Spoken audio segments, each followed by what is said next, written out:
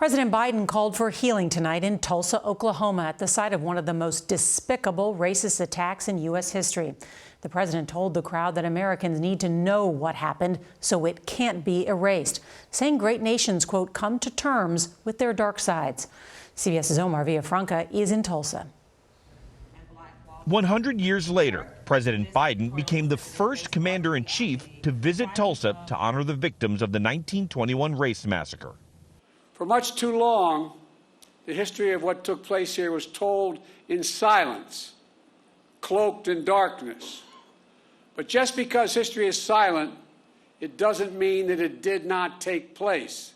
Only with truth can come healing and justice and repair. The president met privately with the 3 known remaining survivors, all centenarians, including 107-year-old Viola Fletcher, who still remembers the terror of the massacre. People running and screaming, and you could hear guns shooting and hear airplanes flying over.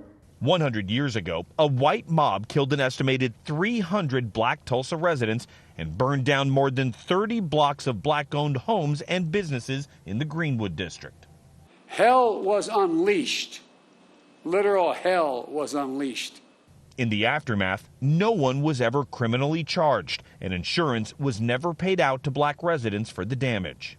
We do ourselves no favors by pretending none of this ever happened, or it doesn't impact us today, because it does still impact us today.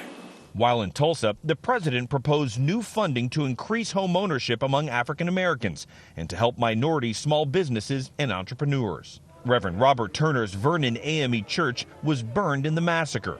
100 years later, Turner says the president's plan should just be a start. I don't believe that America is broken. I believe we're just not finished, and it's up to us to finish the work and to finish the task of bringing justice.